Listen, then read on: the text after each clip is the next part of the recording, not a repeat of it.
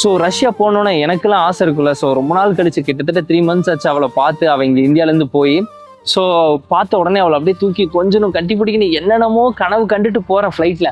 ஆனால் அங்கே போயிட்டு இறங்குனோன்னே பார்த்தா என் ஆள் வர்றதுக்கு முன்னாடி எங்கள் மாமா வந்து நிற்கிறாரு. ஸோ ஃபஸ்ட்டு நான் அங்கே ரஷ்யாவில் இறங்கினோன்னா கட்டி பிடிச்சது என்னோட மாமாவை தான். ஸோ மாமா தான் என்னை வெல்கமே பண்ணார். இது மட்டும் இல்லை, என்னை வெல்கம் பண்ணிட்டு மாமா தான் எங்களை வந்து நாங்கள் புக் பண்ணி இந்த பிளேஸ்க்கு போய் எங்களை இறக்கி விட்டதேவோ.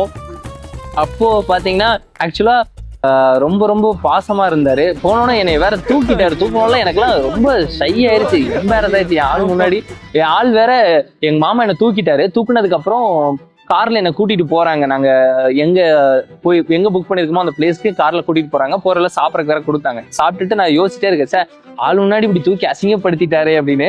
ரொம்ப ஒரு மாதிரி எம்பாரசிங்காக இருந்துச்சு. திரும்பி வேற அவள் எப்படி எங்கள் அப்பா ஸ்ட்ராங்குங்கிறா, எனக்கு வேற ஸோ நம்ம இப்படி அசிங்கப்படுத்துறாளே, இப்படி இவன் முன்னாடி நம்மளும் ஸ்ட்ராங்குன்னு காட்டணுமேன்றக்காகவே அவர் எங்களை போய் அந்த பிளேஸ்க்குலாம் இறக்கி விட்டார். ரீச் ஆகிட்டோம்.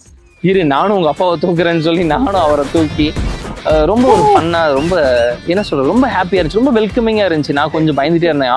ஆள் வேற நல்ல பாடி பில்டர் மாதிரி இருக்காரு, கொஞ்சம் ரூடாக இருப்பாரோ இல்லை எப்படி இருப்பாருன்னு தெரியாமல் இருந்தேன். ஆனால் அவர் தான் எங்களை ஃபஸ்ட்டு ரஷ்யாவில் வெல்கம் பண்ணதே அவர் தான். ஸோ அங்கே ஃபஸ்ட் டே நாங்கள் அங்கே போய் ரீச் ஆகிட்டோம். ரஷ்யா ரீச் ஆகிட்டு நாங்கள் நெக்ஸ்ட் டே எங்கே போனோம்னு பார்த்தீங்கன்னா இவளோட வீட்டுக்கு.